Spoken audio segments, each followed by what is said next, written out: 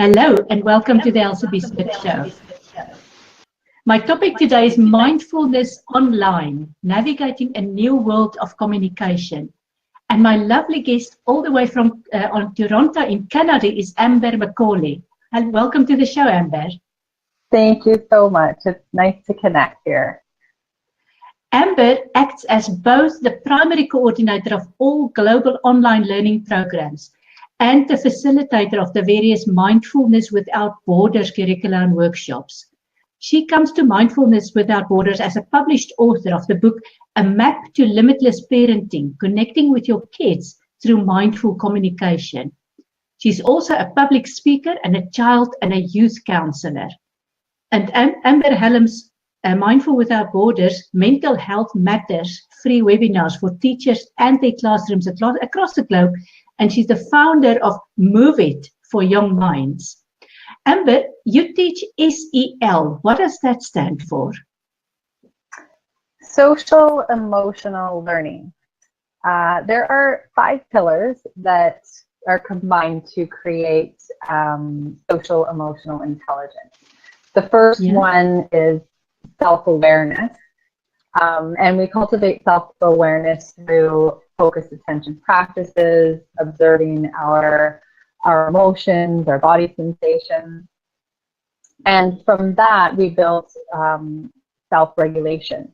So what we observe happening with our emotions and our body sensations, we can then have more of an impact in regulating what's happening in the moment, kind of like taking the temperature and adjusting the room temperature so that we can perhaps feel more comfortable and grounded. After that, the third pillar is social awareness. So observing how we react and respond and interact in social situations. Yeah. And then from that awareness, we can build relationship skills. So the fourth pillar is how we can connect more empathically and compassionately in our communities and in our world.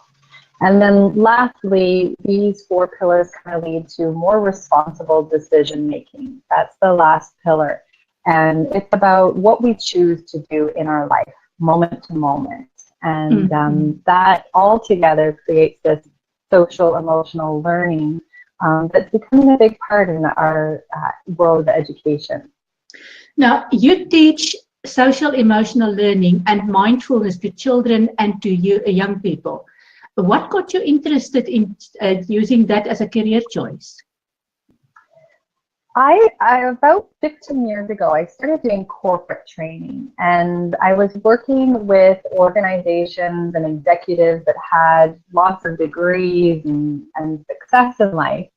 However, my role was to go in and help them with communication and conflict resolution, to deal with team building and resolving office politics. And I realized that the teaching were very, very straightforward. And I thought, wouldn't it be neat if these tools were part of the education system from, infancy onward, alongside math, science, history, geography. We had, relationship skills. And I thought it would probably change the environment that were so toxic that I was going into if these adults had have learned these tools at a younger age. So that's why I decided to work with children and youth, because I wanted to have an impact on them. And I have a real heart for working with children because as a child, I struggled a lot. So I lived many years with severe depression, anxiety, and chronic pain, and I wasn't able to regulate myself and to communicate effectively my needs. So I know the value of these from my own lived experience, and it's just a real passion that I have. Indeed. So you're teaching this to young people, to children. Do you have your own mindfulness practice? Amber will come back. We just have a little bit of a technical issue, but yes, oh, she's back. It's in moments like that that I use my daily mindfulness practice when when there are technical concerns. Yeah. There's one I use often that's a take 5. So it's a matter of taking 5 breaths, and I'll trace my fingers, inhaling to the top of one finger, exhaling down. And this breaks me out of reaction and autopilot, and it's been a gift. Yeah. I also do tools of practice where it's a more formal sitting with watching my breath and observing my environment. And it's an ongoing practice.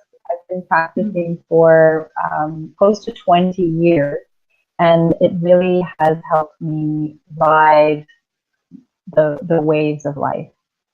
Everything is constantly changing, and the ability to adjust and accept and align with the changing moments has been awesome. So you don't need to set aside half an hour every day for mindfulness practice. It's part of how you live. It's part of what you do, and that's what you teach to the children. That's a really great question. And there are practices that are more formal, where you're carving out half an hour to an hour every day. And then there's also practices that become part of your daily life. So being mindful and present in conversation, when you're eating, when you're walking. So it's not that mindfulness practices are only useful when you're sitting on a mat. It's about bringing the practices into your life and sharing that with your community. And what personal benefits have you experienced from this awareness, this mindfulness that you practice throughout your life? I've found myself a lot more accepting. So that self-awareness and self-regulation and letting go of judgments and expectations has really helped me cultivate acceptance of myself. So when things don't go well, I don't catastrophize as much. I'm so much more patient with myself. And I've noticed this has impacted me by lowering my stress levels and keeping my body and my life a little more flexible and playful. It's interesting how a mindfulness practices help me laugh at myself more, and curious, childlike in life, and being more patient and curious with other people. So my relationships have enhanced, both at work, at home, with family and friends. I've found that it's benefited me in that way, all around, really. Now, I was already 17 years old before I even saw a television set for real. And looking at how the world has changed, I'm in the UK, you're in Canada, we're having this interview. There's just a completely different world that we live in. And especially the young people, they seem to be born with some sort of connection to their phone. So you mentioned those 5 pillars at the beginning. How on earth do young people manage in this online world if they don't have this knowledge? That is the golden question. And it's been what I've been doing for myself and my daughter, who's also a teenager, and the communities that I work with, is using the internet and online and social media avenues to support community. So at first, I used to be really judgmental about social media and online. And remember how I mentioned curiosity has been important for me? Yeah. So meeting the reality that social media and internet are part of our lives now. And it can be used to enhance our relationships. So much of the work I do with Mindfulness Without Borders is done online. And I get to meet people like yourself over the pond who, without technology and social media, we wouldn't be having this conversation. So it's about teaching kids and adults how to use technology to enhance their communication and their connections in life. And that happens through the responsible decision making. So how are we using technology, and is it allowing us more time to sense and savor our lives, or is it taking us away? And noticing. You mentioned that you help people, you help the kids to enhance their decision making and to use technology for their benefit. But there's also a danger in using technology and meeting people that you've never seen, that you don't know who is on the other side. It could be a man in his 40s talking to a teenager. Does your training include raising awareness so that they use their more intuitive side and see the dangers of using technology as well? It does. It helps us build a stronger ability to see different perspectives. So before responding to a message, we pause and we can take 5 breaths and really check in with, is this message or is this situation aligning with my values and with my core beliefs? Yeah. And it's fascinating how when we really clarify what our true values and beliefs are, and we use that as the springboard to making decisions, it can really shift the choices that we make. It's fascinating that we're having this conversation, and you mentioned that you noticed the gap in the market when you were dealing with adults. As far as I'm concerned, this should be part of the school curriculum anywhere. And it's in the last 5 years, the wave of the movement in infusing mindfulness and emotional intelligence in schools has been more popular. Mindfulness Without Borders is now in several countries globally, and thousands of teachers and students are now practicing an evidence-based curriculum. So our curriculum runs for 12 weeks, and it goes through each of the 5 pillars of social emotional learning. So by the end of the 12 weeks, educators, healthcare workers, and their clients and the youth have cultivated this mindful environment, which is which impacts the communities and the cities, and the ripple effect is amazing, and it's starting to, as I said, over the last 5 years, the wave are just building and building and building. Indeed. Have you had to use mindfulness to overcome your own challenges, apart from it being a normal practice for you? I have, especially relating to communicating in this new world of technology. So I've had challenges with my daughter staying connected because my ways of connecting are very different than her way of connecting. And I've had challenges with even the language that her generation uses. And it's been a great opportunity for me to stretch my comfort zone. So some of you and your listeners might be familiar with this app called Snapchat. Yes. And it's an important way that youth communicate with one another. And my daughter was, she said, if you want to connect, then we can try Snapchat. And I resisted for a while, and I thought, Amber, get curious, check it out. And have you been on to I haven't been on to Snapchat, no, but I'm aware of it. It's creative. It's been, it was a challenge that I overcame because I got curious. And, moments like that are important to get curious about when you talk about technology and trying to communicate and stay connected in this new world. Mm-hmm. You were talking about people using new and different words at least. The one that I still cannot get used to is this word sick.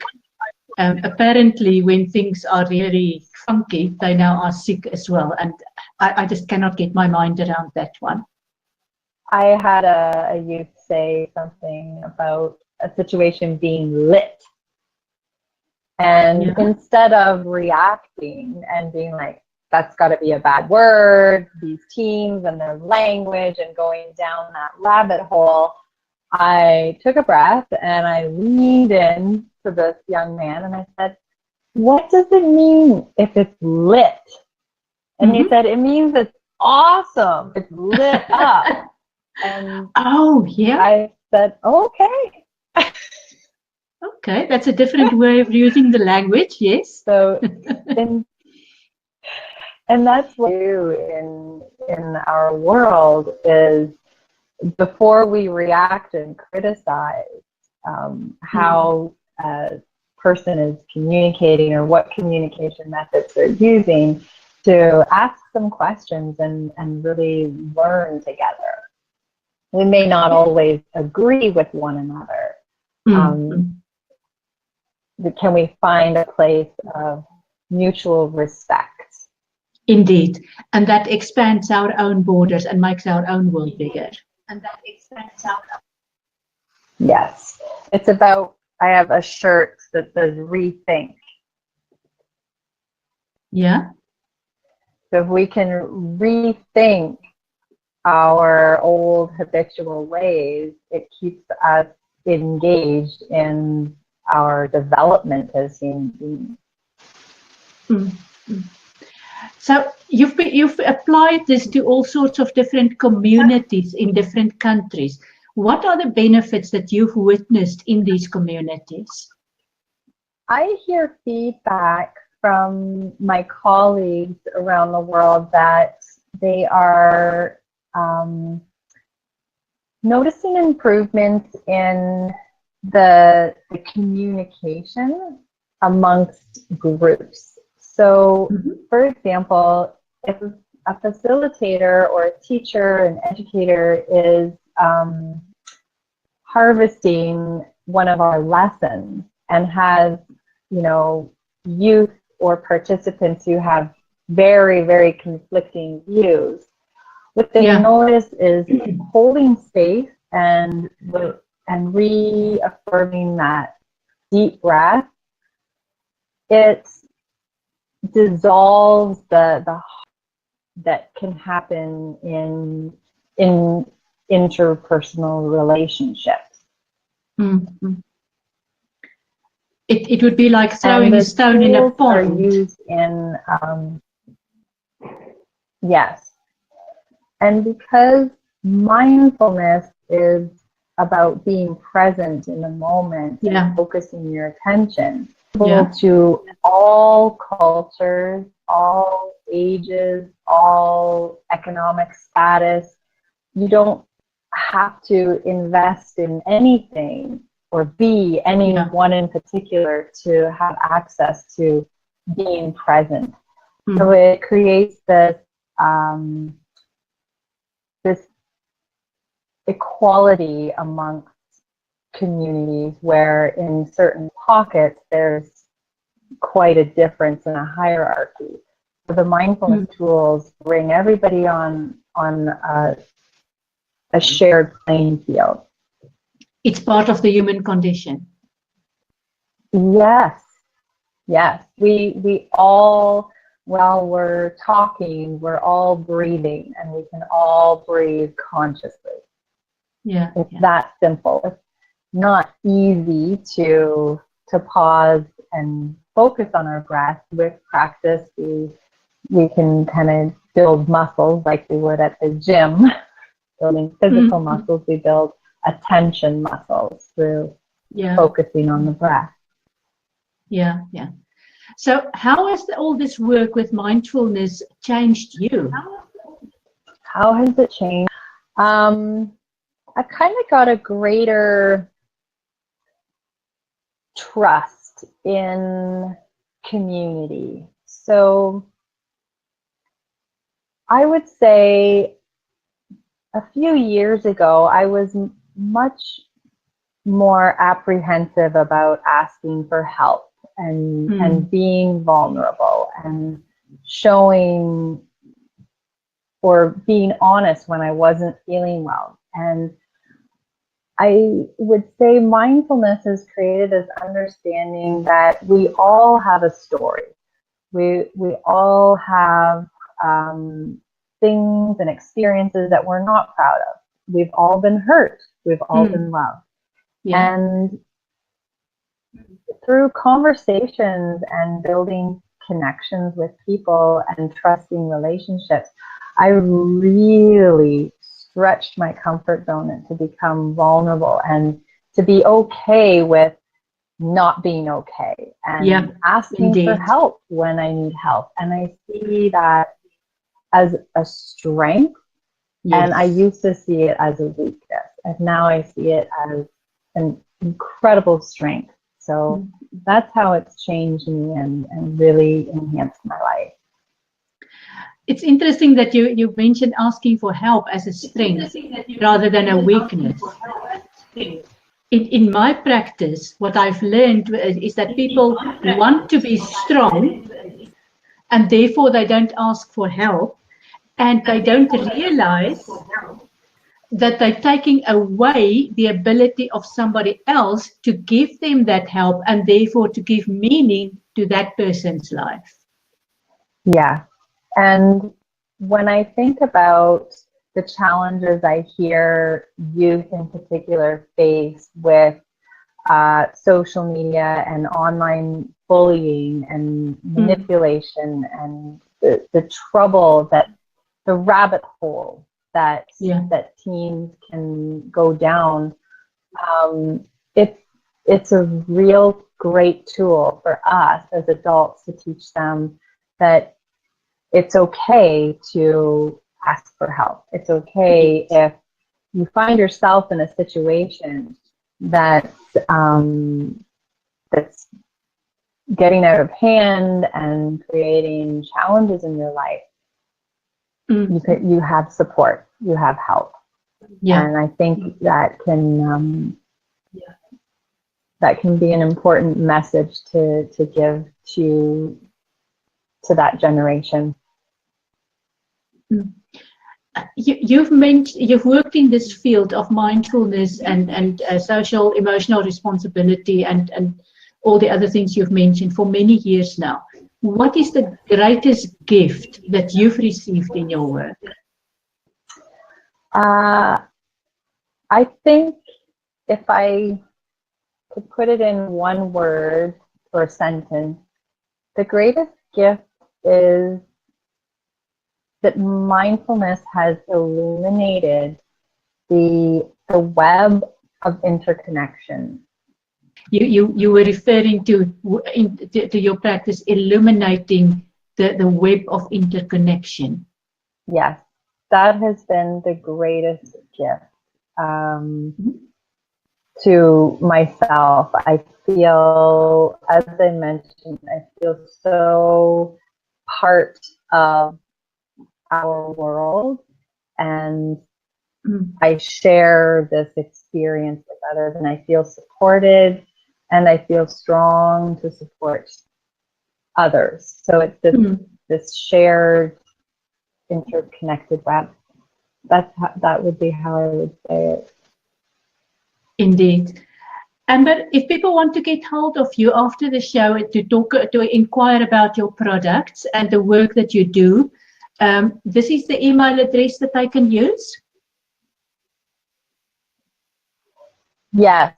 I would love to connect with any of the listeners, and they can email me, amber@mwithoutborders.org.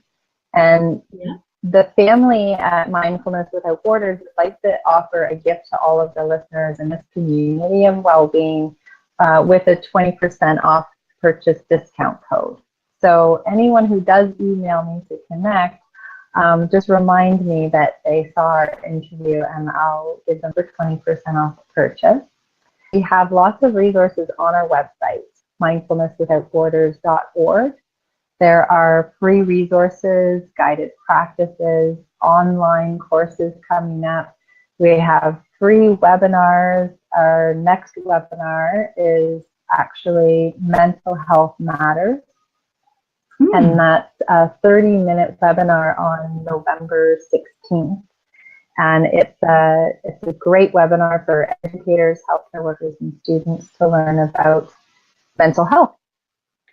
I'm going to show the email address again. That is so kind of you to make that offer. So there's the email address. If you want to make use of Amber's very generous offer of a discount, send her an email on this email address and mention where you got the information. And you have to do it before the end of November of 2017. Is that right? Yes, it is. Thank you. Till November 30th. That's right. Yeah.